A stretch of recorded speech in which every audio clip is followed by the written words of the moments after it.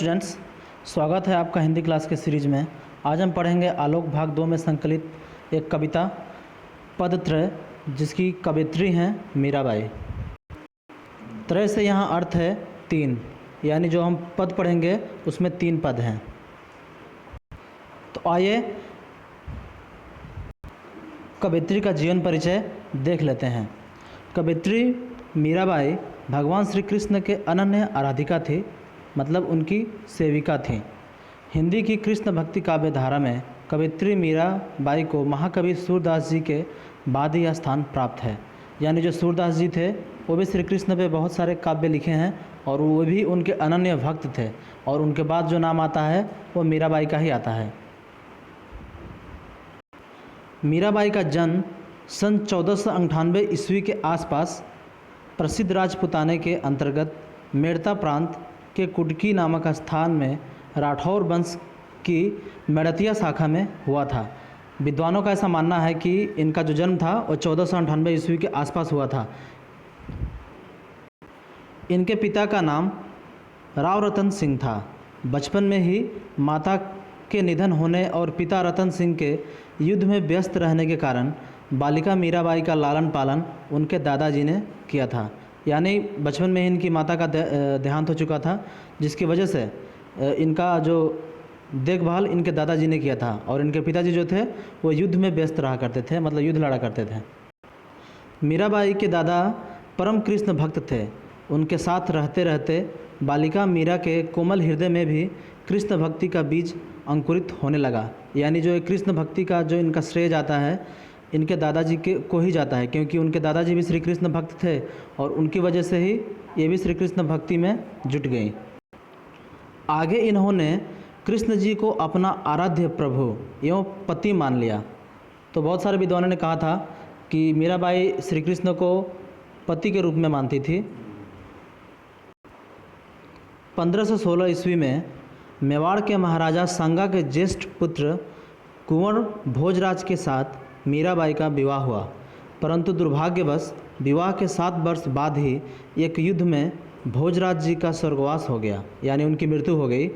राजपूतों की तत्कालीन परंपरा का विरोध करते हुए मीराबाई ने सती नहीं हुई। यहाँ पे ने का प्रयोग नहीं होगा, यहाँ पे सिर्फ मीराबाई सती नहीं हुई होगा।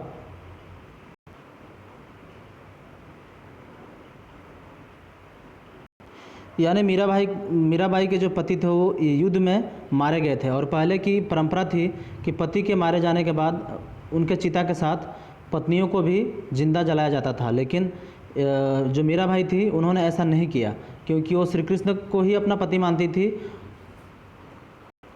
और इस सती प्रथा को उन्होंने खंडन किया था। वो जग सुहाग को मिथ्या, यानी अपने जो उनके पति थे उनको मिथ्या यानी झूठा समझती थी। अविनाशी प्रभु कृष्ण जी को सत्य मानती थी। जो श्री कृष्ण है उनका कभी विनाश नहीं होने वाला है। जो आम मनुष्य हैं उनका तो विनाश होना ही है, लेकिन जो भगवान है उनका विनाश निश्चित नहीं है। अतः वे श्री कृष्ण को ही अपना पति मानती थी। श्री कृष्ण के भक्ति में नाचना, इधर उधर घूमना और साधु के साथ संगति उनके ससुराल वालों को अच्छी नहीं लगती थी। यानी जो मीराबाई थी वो श्री कृष्ण की मूर्ति कहीं भी देखती थी तो उसके सामने वो अपने जो कविता लिखी, जो इनकी कविताएं हैं वो गाती थी और नाचती थी उनकी मूर्ति के सामने। और साधुओं के साथ जो इनका संगति हो गया था और इधर उधर वो घूमती थी, और इनको उनके ससुराल वालों को ये अच्छा नहीं लगता था, जिसके कारण मीराबाई को द्वारका धाम पहुँचना पड़ा, यानी अपना ससुराल वो छोड़ दी। वहाँ की रणछोड़ जी के मंदिर में अपने प्रभु गिरिधर गोपाल का भजन कीर्तन करते करते सन 1546 के आसपास में भगवान की मूर्ति में सदा के लिए विलीन हो गई। ऐसा कहा जाता है कि उनका मृतदेह नहीं मिला मीराबाई का। वे भक्ति भावना करते करते प्रभु श्री कृष्ण के मूर्तियों में ही समा गई। आगे है मीराबाई की कृष्ण भक्ति पर लगभग 200 फुटकर यानी जो सीरियली नहीं है उल्लेखनीय है। ये फुटकर पद मीराबाई की पदावली नाम से प्रसिद्ध है। तो ये एक इम्पोर्टेंट है यहाँ पे कि जो मीराबाई के जो भी पद फुटकर या फिर पद थे वो मीराबाई की पदावली नाम से प्रसिद्ध है। उसके बाद है मीराबाई मुख्य रूप से हिंदी की उपभाषा राजस्थानी, यानी मीराबाई जो लिखती थी काव्य और राजस्थानी में लिखती थी, परंतु उसमें ब्रज, खड़ी बोली, पंजाबी, गुजराती आदि के शब्द भी मिल जाते हैं। राजस्थानी के साथ साथ उनमें ब्रज, खड़ी बोली, पंजाबी, गुजराती ये भी शब्द उनकी काव्य में मिलते हैं, उनकी कविता में। तो यहाँ पे पहला पद है, तीन पद का ही है यह इसमें, लेकिन इसमें पहला पद है, मैं तो चरण लगी गोपाल, जब लागी तब को न जाने, अब जानी संसार, कृपा कीजिए दर्शन दीजिए, सुध लीजिए तत्काल, मीरा कहे प्रभु गिरधर नागर, चरण कमल बलिहार। यहाँ पे मीराबाई श्री कृष्ण से कहती हैं कि वह अब उनके चरणों में आ चुकी है, उनकी दासी बन गई है श्री कृष्ण जी का। और जब उनकी पूजा आराधना करने लगी तो कोई नहीं जानता था, लेकिन अब सारा संसार जानता है। इसलिए वह कहती हैं श्री कृष्ण से कि अब उन पर कृपा कीजिए और उनको दर्शन दीजिए। कृपा कीजिए मतलब कृपा कीजिए, दर्शन दीजिए से दर्शन दीजिए, सुध लीजिए तत्काल, यानी उनकी खबर जल्द ही लीजिए, क्योंकि मीराबाई अपने आप को उन पर निछावर, अपने आप को उन पर समर्पित कर चुकी है। तो इसको हम और अच्छे से देखते हैं। यहाँ पे जो नीचे लिखा गया है, इस प्रथम पद में मीराबाई ने प्रभु श्री कृष्ण के चरणों में अपना पूर्ण समर्पण का भाव दर्शाया है। मीराबाई कहती हैं कि मैं तो गोपाल यानी कृष्ण जी के चरणों की शरण में आ गई हूँ। पहले यह बात किसी को मालूम नहीं थी, पर अब तो संसार को इस बात का पता चल गया है कि वो श्री कृष्ण के चरणों में आ गई हैं, यानी उनकी आराधना करने लगी हैं। अतः वह कहती है कि हे प्रभु गिरधर, गिरधर यहाँ पे श्री कृष्ण जी को कहा गया है, यानी श्री कृष्ण उन पर कृपा करें, उन्हें दर्शन दें तथा उनकी सुध या खबर लें। मीराबाई कहती हैं कि वह कृष्ण के चरण कमलों में अपने आप को न्यौछावर कर चुकी है, यानी अपने आप को समर्पित कर चुकी हैं। दूसरा दोहा है, मारे घर आओ सुंदर श्याम, तुम आया बिन सुध नहीं मेरी, पीरी परी जैसे पान, म्हारे आशा और न स्वामी, एक तिहारो ध्यान, मीरा के प्रभु बेग मिलो, अब रासो जी मेरो मान। तो यहाँ पे जो मीरा है, म्हारे मतलब हमारे, यहाँ पे जो मीराबाई हैं वो श्री कृष्ण को अपने घर पर आमंत्रण देकर उनको बुलाना चाहती हैं और कहती हैं कि आपके आए बिना मेरी होश ठिकाने नहीं रहते, यानी तुम आए बिन सुध नहीं मेरी, अगर आप नहीं आएंगे तो मैं अपनी सुध बुध खो बैठूंगी। पीरी परी जैसे पान, पीरी मतलब पीला होता है, परी मतलब पीला होना, जैसे पान या पत्ता जिस तरह से पीला होता है, उसी तरह श्री कृष्ण के भक्ति में मीराबाई बिना कुछ खाए पिए पीली पड़ चुकी है उनकी शरीर, और उनकी भजन कीर्तन में ही वो लगी रहती हैं कि ताकि श्री कृष्ण जी उनको अपना दर्शन दें। मारे आस और न स्वामी, मतलब मीराबाई कहती हैं कि मेरा और कोई स्वामी नहीं है जिसका मैं आशा करूं। एक तिहारो ध्यान, एक आपका ही ध्यान है। मीरा के प्रभु बेग मिलो, कहती है मीरा कि उनसे बेग मतलब जल्द मिलो। अब रासो जी मेरो प्राण, रासो मतलब रक्षा करना, अब उनकी प्राणों की रक्षा करें। तो इसको ऐसे देखते हैं।